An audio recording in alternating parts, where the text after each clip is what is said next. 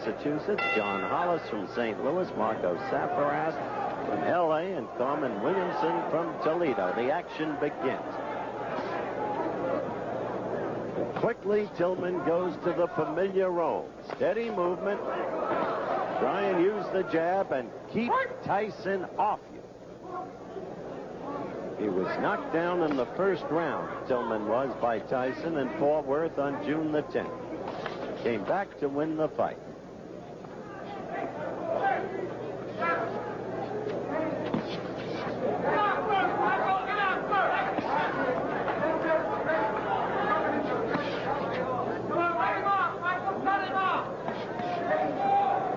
Someone in the crowd yelling, "Cut him off, Michael." You heard Tyson say that's exactly what he wants to do, plans to do, if he can do it. Tillman will keep using that jab, get it in there, score, and get out in a hurry, if he can.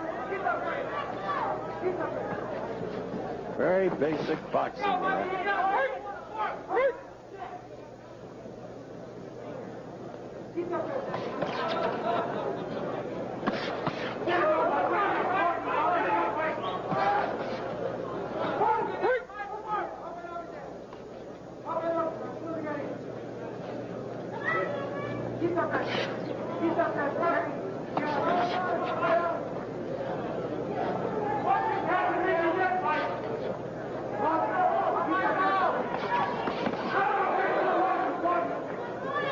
First round action. Thus far, it's been almost a replay of the first fight between the two, except that from nowhere, Tyson got to Tillman in the first round.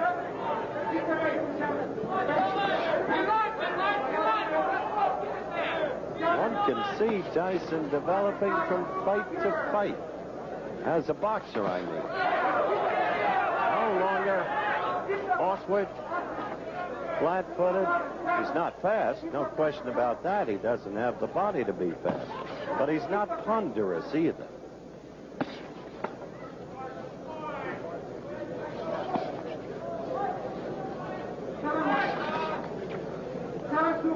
Coming to the end of round one. You watch Tyson fight, and there's an air of expectancy. When will he connect? And then what happens if he does? How is he at finishing a fight?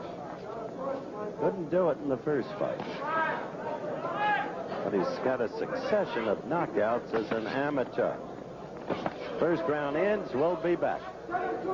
You see Mike Tyson, the bell for the second round. Elmo Adolph, the referee.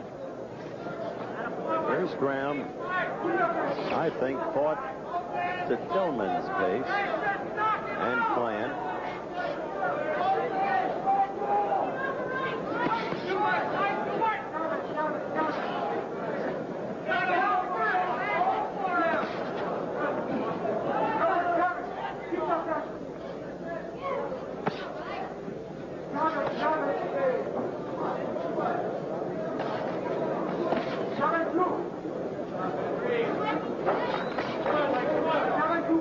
Very little scoring being done, really, by either fighter. Tillman not willing to take any chances. Tyson desperate to get in there.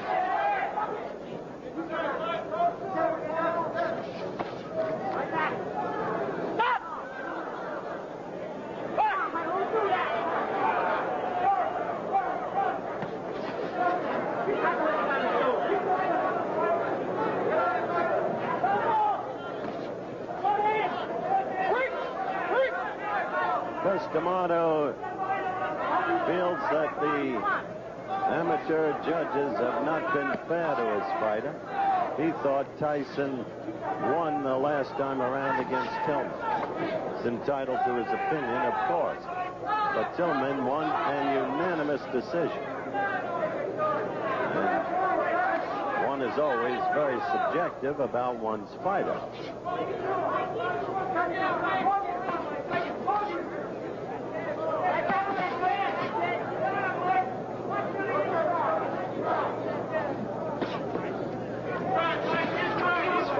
Broadway setting a high mark in excitement.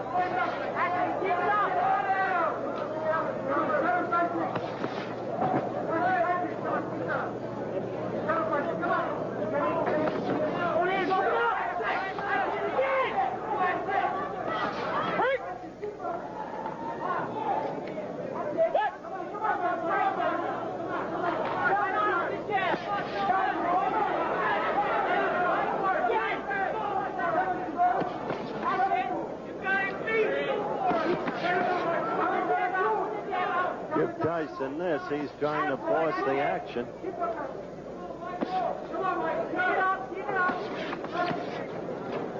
Up there you saw Tillman get in a couple of blows and then out.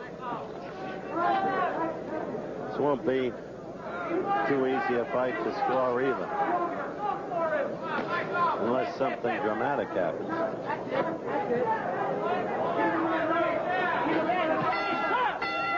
All right, we go over to Mike Tyson's corner. Customato, by the way, does not work the corner. Gus is 76 years old now. He's the legal guardian of that young man. And the young man is really his life. It's as simple as that. I don't know. He just doesn't seem to be up, mentally or physically. Maybe he'll be different in the ring. Round 3. Let's see what Tyson can do.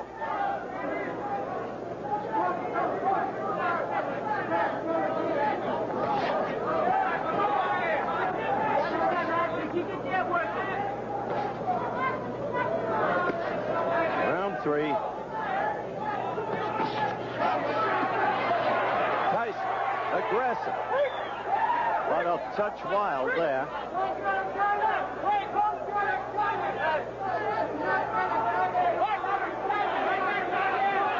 Elmo Adolph cautioning Tyson, as you saw.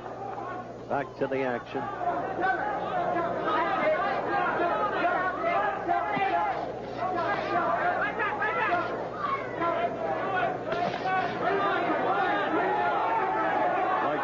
A moment, if I may. Lou Knowledge, president of ABC News and Sports, had recent minor surgery, is recovering very swiftly, will be back on the job next week. And on behalf of his many minions posted everywhere, we should like to wish him very well indeed.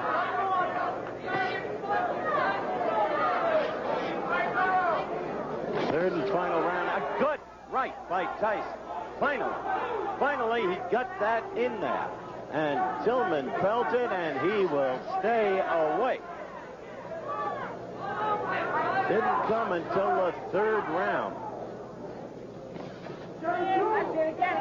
Tillman knows this is no time for him to make a mistake. However, Tillman has not fought nearly as effectively as he did in Fort Worth, I don't think. Little scoring by either party. The fight clearly forced in terms of aggressiveness, but that doesn't count in amateur boxing. It does count in professional boxing scoring. Aggressive.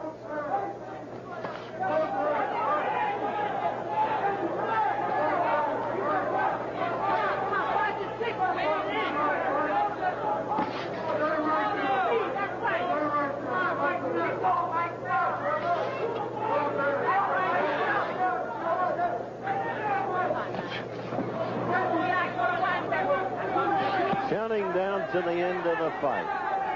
And Tyson would so like to get in there and score.